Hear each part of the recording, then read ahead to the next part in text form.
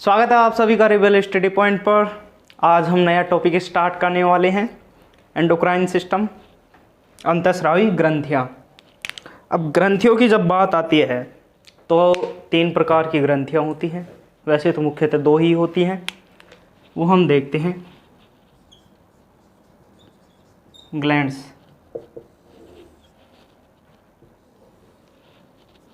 3 प्रकार की होती हैं, एंडोक्राइन, एक्सोक्राइन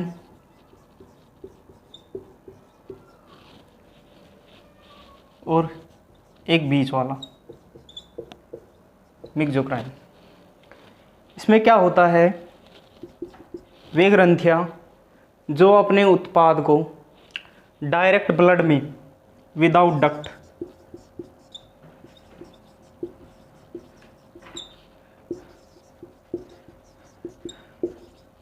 डायरेक्ट ब्लड में पहुंचाती हैं, ठीक है ना, वो कहलाती है एंडोक्राइन ग्लैंड।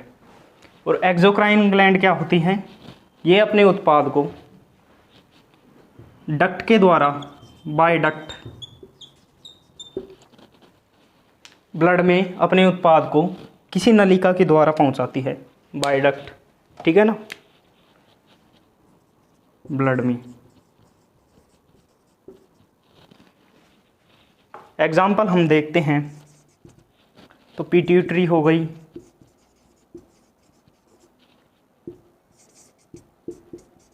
थैलेमस, ठीक है ना। ये अभी हम देखते हैं हाइपोथैलेमस, पिट्यूटरी, थैलेमस, ये अभी हम पढ़ेंगे। ये पूरा एंडोक्राइन वाला पार्ट है।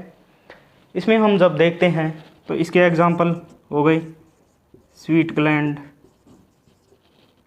सीवेसियस ग्लैंड,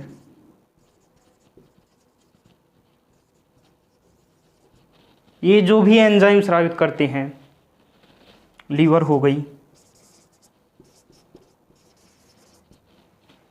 ये सभी इनके द्वारा जो प्रोडक्ट होता है वो मेनली एंजाइम होते हैं, मुख्यतः एंजाइम।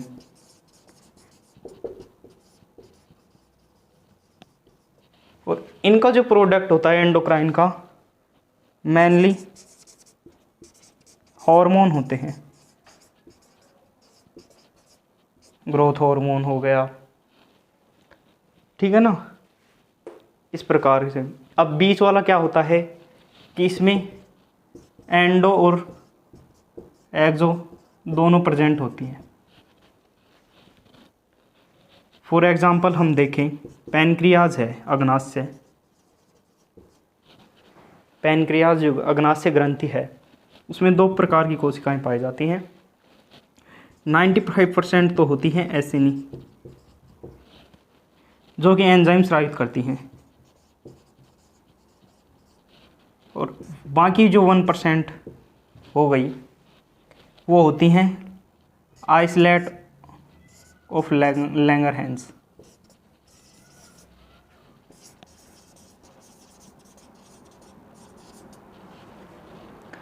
लैंगरहैंस की दीपिकाएं एंडो और मिक्सो दोनों प्रकार की पाई जाती हैं, एंडो और एक्सो दोनों प्रकार की पाई जाती हैं मिक्सोक्राइन ग्लैंड में।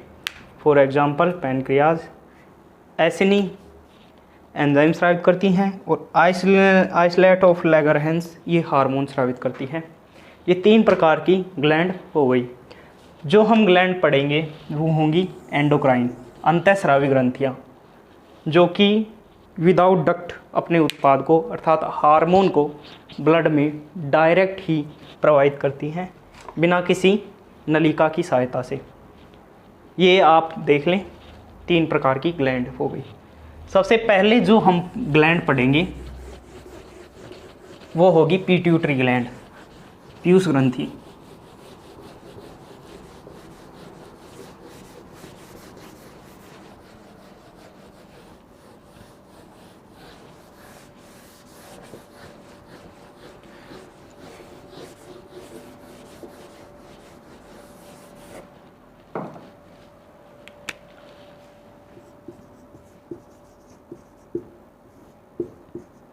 पीयूष ग्रंथि कहाँ पाई जाती है? ब्रेन में पाई जाती है। हाइपोथैलेमस के नीचे।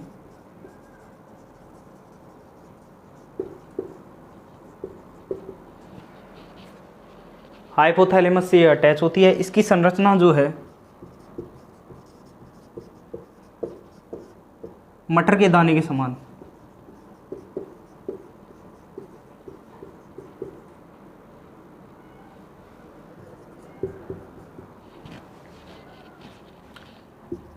मास्टर ग्लैंड बोलते हैं।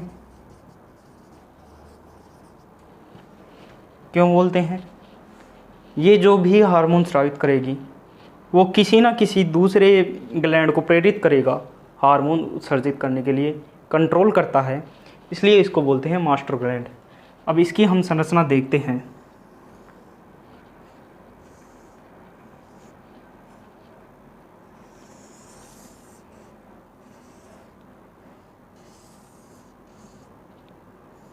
इस प्रकार की संरचना होती है मटर के दाने के समान। इसमें 3 लोब पाए जाते हैं, 3 पार्ट होते हैं इसके। ये हो गया हाइपोथैलेमस जिससे अटैच होती है। अटैच करने वाले पार्ट को इन्फंडिबुलम बोलते हैं। इन्फंडिबुलम। अब 3 पार्ट हो गए। पहले पार्ट को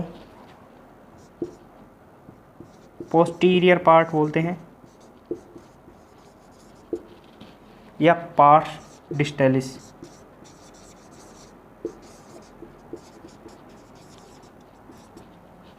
इसको मिडिल पार्ट बोलते हैं।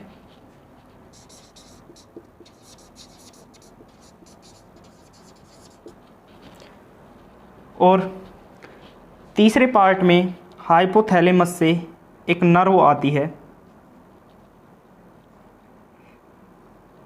ये साइटोन हो गया।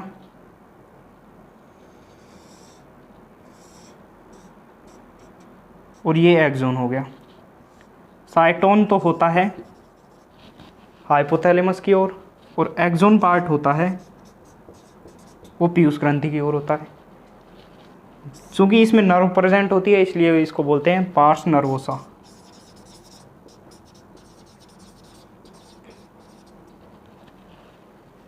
ठीक है, या फिर एंटीरियर पार्ट, सॉरी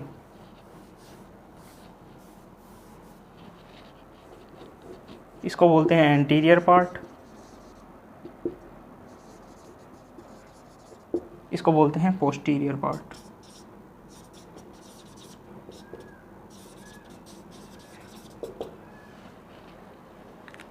पश्च भाग और ये अनुभाग, ये इसकी संरचना हो गई। सेम के बीज के समान 3 लोब पाए जाते हैं। मिडिल लोब, पहला अनुभाग जिसको बोलते हैं पार्स डिस्टेलिस, लास्ट वाला पार्ट बोलते हैं इसको पार्स नर्वोसा क्योंकि इसमें नर्व प्रेजेंट होती है। साथ ही एक हाइपोथैलेमस से पार्स डिस्टेलिस में एक वेन पाई जाती है,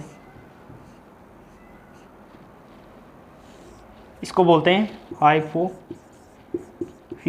वेन।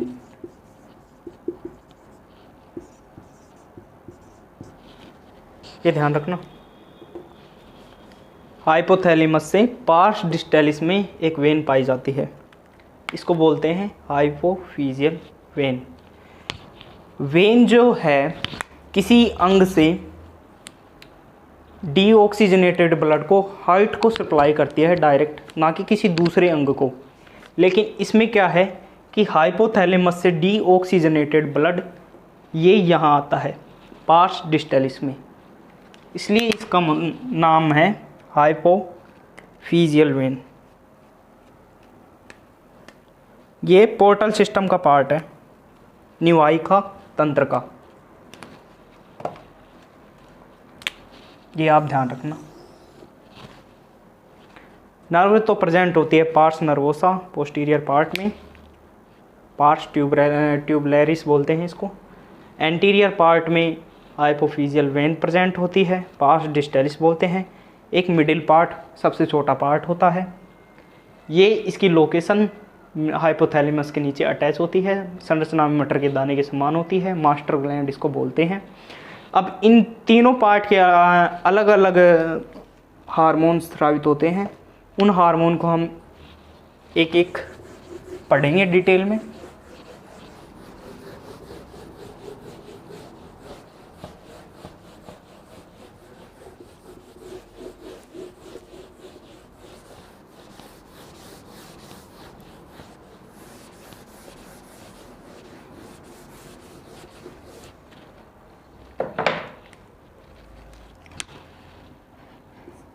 पहला है पार्स डिस्टेलिस के द्वारा।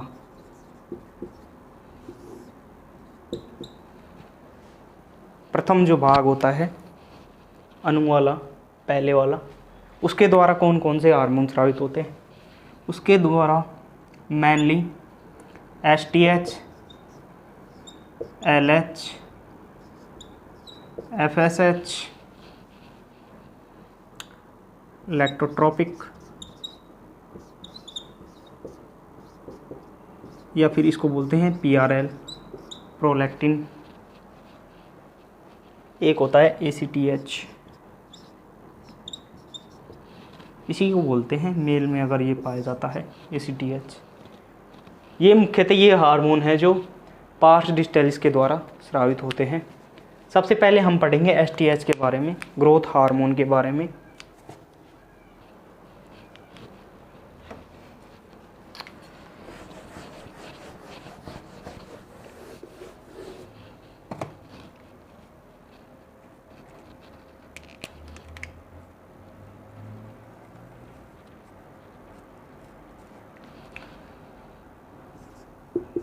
GH या STH हार्मोन, सोमेटोट्रोपिक, सोमेटोट्रोपिन या ग्रोथ हार्मोन।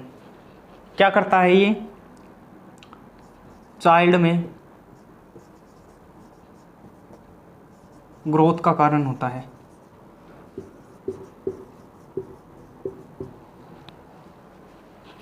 इस हार्मोन की वजह से लंबाई में वृद्धि होती है,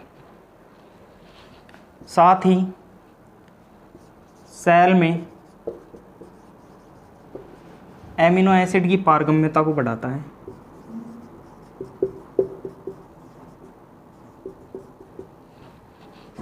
सेल डिवीजन, जिससे सेल डिवीजन बढ़ता है, सेल डिवीजन को प्रेरित करता है। यह STH जो हार्मोन है, ग्रोथ हार्मोन कहते हैं, लंबाई में वृद्धि का कारण होता है, साथ ही सेल डिवीजन को प्रेरित करता है।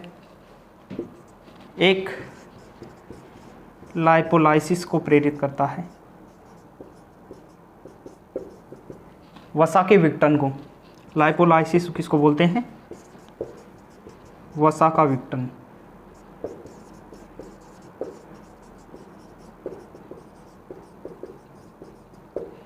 ये कुछ एक काम है इसके। अब इसकी कमी से कौन से रोग होते हैं और अगर वृद्धि हो जाए तो कौन से रोग होते हैं, ये मेन इंपॉर्टेंट है, क्योंकि यहीं से जो मेनली क्वेश्चन बनते हैं वो यहीं से बनते हैं कि किस हार्मोन की कमी या किस हार्मोन की अधिकता से कौन सा रोग उत्पन्न होता है ह्यूमन बॉडी में। तो ये आपको याद ज़रूर होना चाहिए कि किस हार्मोन की कमी से कौन सा रोग होता है या फिर अधिकता से कौन सा रोग होता है, इसके लक्षण क्या हैं।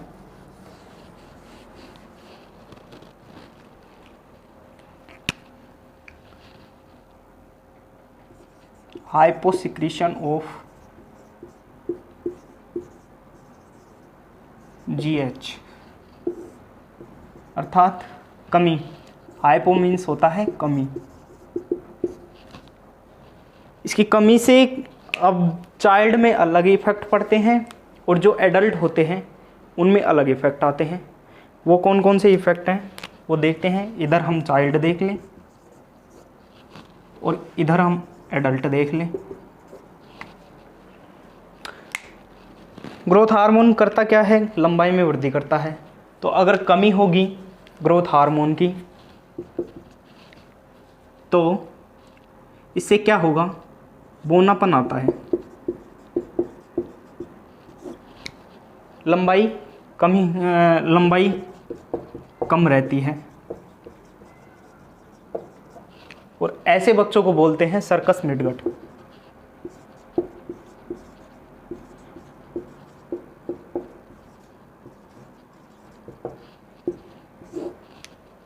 सर्कस में देखे होंगे वो जो छोटे छोटे बच्चे हैं, उनकी जो लंबाई नहीं बढ़ी उसका कारण है ग्रोथ हार्मोन की कमी। अगर ग्रोथ हार्मोन प्रॉपरली उनमें होता तो उनकी लंबाई में कमी नहीं होती। ये होता है चाइल्ड में।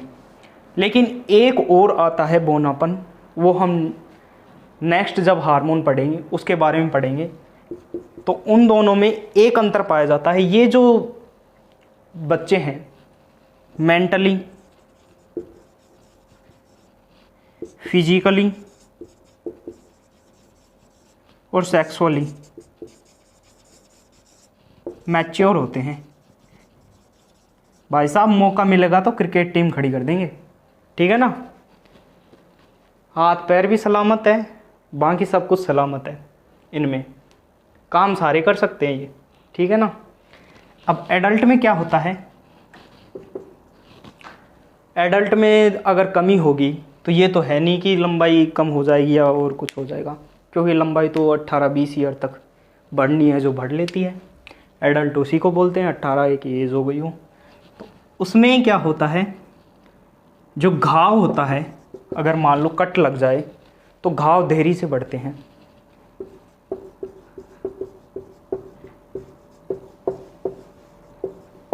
घाव भरने में टाइम लगता है। अब क्यों लगता है, क्योंकि जो ग्रोथ हार्मोन है सेल डिवीज़न को प्रेरित करता है। अगर ग्रोथ हार्मोन की कमी होगी तो सेल डिवाइड नहीं करेंगी और घाव धीरे धीरे बढ़ेगा। ये एडल्ट की बात है। दूसरा, जो स्किन के नीचे है ना, म्यूकस का स्रावण होने लग जाता है।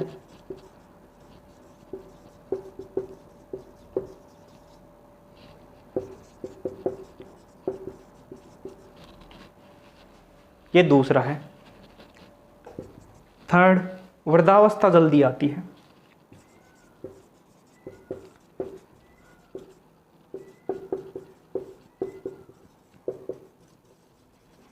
ये 3 वो हो गए। आप देख लें, चाइल्ड में इसके अलग इफेक्ट है और एडल्ट में इसके अलग इफेक्ट है ग्रोथ हार्मोन की कमी के। इसमें बौनापन आता है और इसका एक नाम और है इस बौनेपन का, इसको बोलते हैं एटलियोसिस। पिट्यूटरी ड्वार्फिज्म, पीयूष ग्रंथि का बौनापन, ठीक। लंबाई कम रह जाती है, सर्कस मिडगट बोलते हैं।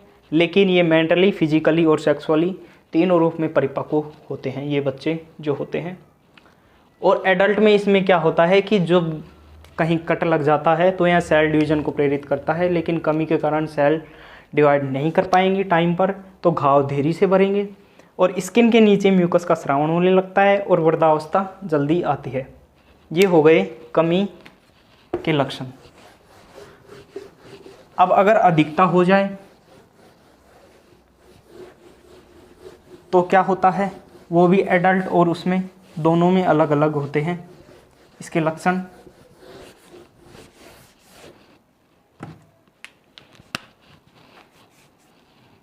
Hyper secretion of growth hormone. Hyper means होता है अधिकता।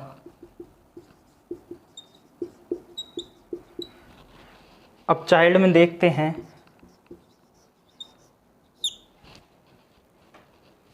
और एडल्ट में देखते हैं अलग अलग इफेक्ट। अभी मैंने जो एडल्ट में बताया था हाइपोसिक्रीशन के कमी के कारण, उस डिजीज़ को बोलते हैं साइमन डिजीज़। ये और नोट कर लेना, उसका नाम है साइमन डिजीज़। एडल्ट में ग्रोथ हार्मोन की कमी के कारण साइमन डिजीज़ होती है और उसके लक्षण मैंने अभी बता दिए थे, वृद्धावस्था, घाव देरी से भरना, ये सभी।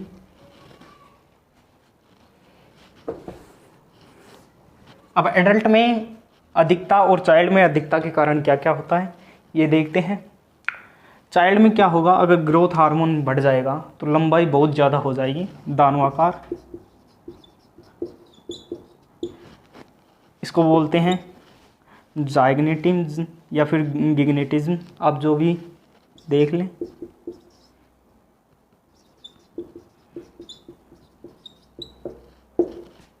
ये बोलते हैं, ठीक है ना। और एडल्ट में क्या होता है, अगर ग्रोथ हार्मोन अधिक हो जाए तो उसमें जो चिक की बोन है, ये फेस की बोन है जो भी, ये लंबाई में अधिक वृद्धि करने लग जाएंगे और इससे फेस गोरिल्ला फेस हो जाता है।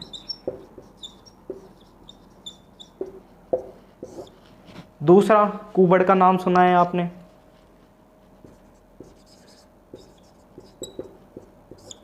शोल्डर एक तरफ से उठा हुआ होता है कुछ एक बंदों में या बंदियों में, उसका कारण भी एक यही है जी, ग्रोथ हार्मोन की अधिकता।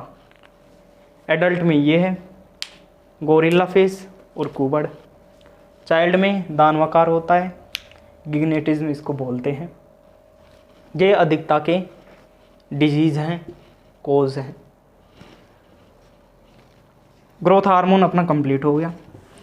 नेक्स्ट,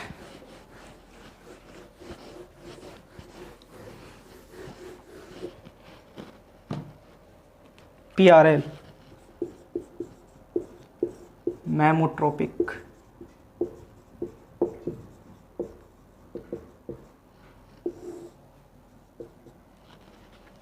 अब ये क्या करता है, ये मिल्क सिक्रीशन में काम करता है।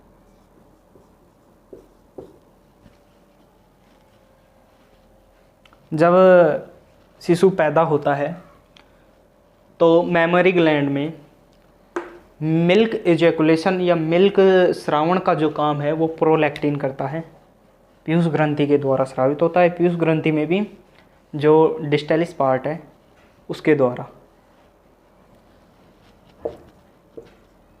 Milk ejaculation.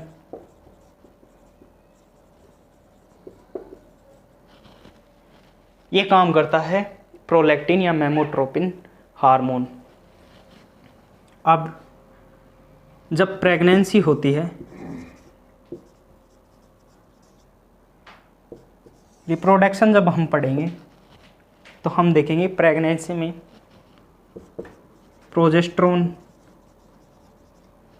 ईस्ट्रोजन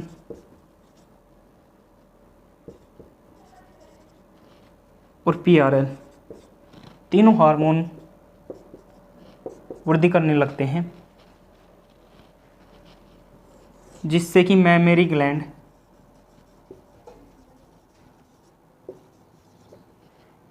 मैच्योर होने लगती हैं, विकसित होने लगती हैं और डेवलप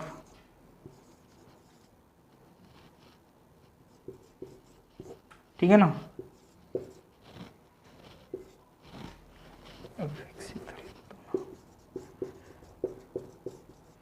विकसित और परिपक्व होने लगती हैं मैमेरी ग्लैंड जो दुग्ध ग्रंथियां हैं। प्रोजेस्टेरोन, ईस्ट्रोजन और PRL तीनों हार्मोन प्रेगनेंसी के दौरान बढ़ने लगते हैं। मैमेरी ग्लैंड को जो विकसित और परिपक्व करते हैं, मिल्क सिक्रीशन का काम करता है, मिल्क एजैकुलेशन का काम करता है। अब इसकी कमी के कारण क्या होते हैं और अधिकता के कारण क्या होते हैं, मेल में क्या इफेक्ट है, फीमेल में क्या इफेक्ट है, ये हम देखते हैं।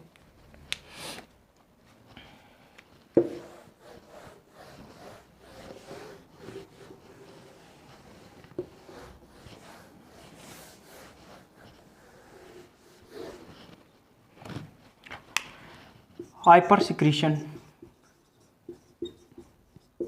Of PRL, prolactin. मेल में क्या होगा,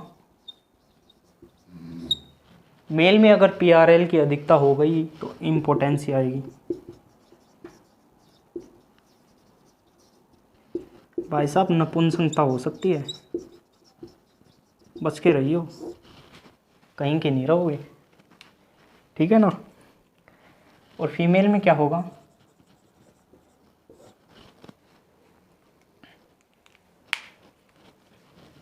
मिल्क एजोकुलेशन, मिल्क फॉर्मेशन ज़्यादा होगा, ये इसको बोलते हैं गैलेक्टोरोइया। डिजीज़ है ये, अच्छी बात नहीं है ज़्यादा फॉर्मेशन। मेल में इसके कारण नपुंसकता आती है और फीमेल में गैलेक्टोरोइया होता है। ये अधिकता के कारण होता है।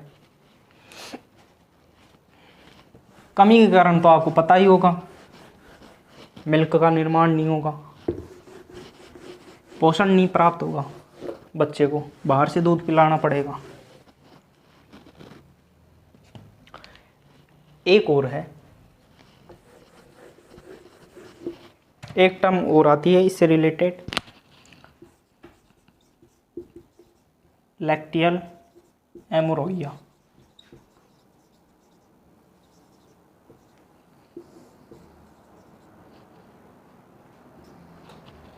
ये क्या होता है, अगर पीआरएल अधिक होता है,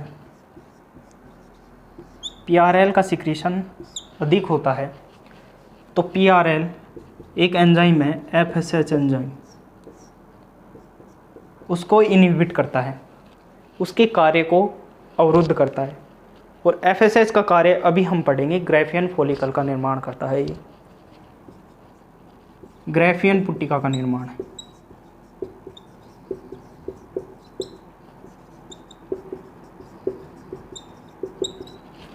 एफएसएच ग्राफियन पुट्टिका का निर्माण करता है, लेकिन अगर पीआरएल अधिक हो गया तो एफएसएच की मात्रा डाउन हो जाती है, जिससे कि ग्राफियन पुट्टिका का निर्माण नहीं होता है। अगर ग्राफियन पुट्टिका का निर्माण नहीं होगा तो जो पीरियड्स आते हैं, मासिक अवधि आती है, वो अवरुद्ध हो जाती है। इसको बोलते हैं लैक्टियल एमोरोइया। पीआरएल एफएसएच के कार्य को अवरुद्ध करता है। एफएसएच का कार्य ग्राफियन पुट्टिका का निर्माण, और ग्राफियन पुट्टिका ही नहीं बनेगी, ग्राफियन पुट्टिका ही आगे जाकर अंडे का ओवुलेशन होता है, फिर ल्यूटियल कार्पस ल्यूटियम बनता है। अगर निषेचन नहीं होता तो कार्पस ल्यूटियम और जो वोल है वो पीरियड्स के दौरान बाहर आती हैं, रिसकर टूट कर जो डेवलप हुई है।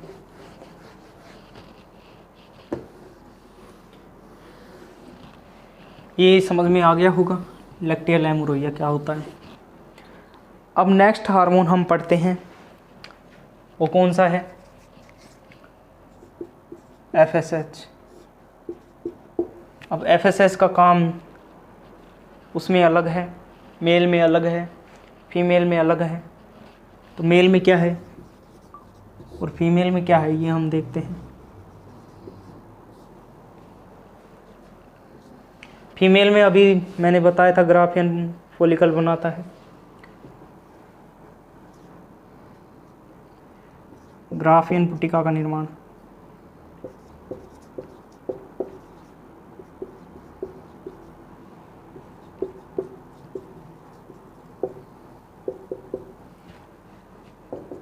आगे चलकर अंडाणु का निर्माण होता है इसके दौरान। इनडायरेक्टली हम ये भी बोल सकते हैं अंडाणु निर्माण की प्रक्रिया।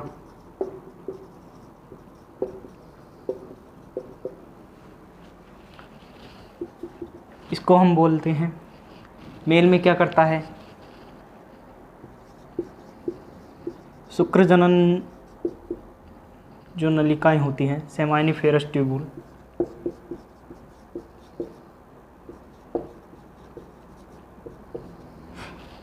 उसके कार्यों को ध्यान रखता है।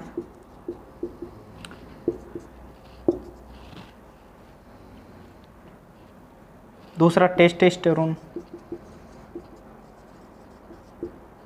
श्रावण का जो कार्य है वो एफएसएच करता है, लेकिन अगर उत्सर्जन का कार्य हो तो वो एलएच करेगा।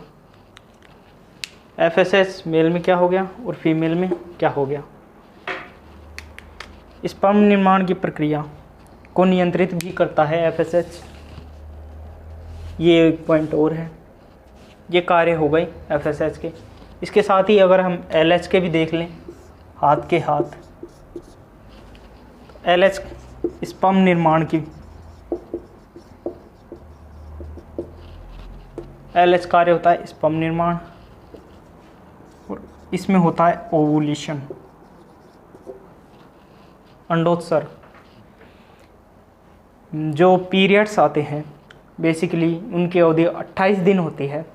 तो 28 दिन में 13वें 14वें दिन क्या होता है कि LH जो हार्मोन है उसका स्रावण अधिकतम होता है, चरम सीमा पर होता है, जिसके फलस्वरूप ग्राफियन फॉलिकल के द्वारा, ग्राफियन फॉलिकल से टर्शियरी जो ग्राफियन फॉलिकल है, तृतीयक ग्राफियन पुट्टिका से अंडाणु बाहर निकलता है, और जो पीतकाय है कार्पस ल्यूटियम वो अलग होता है, उसको बोलते हैं ओवुलेशन।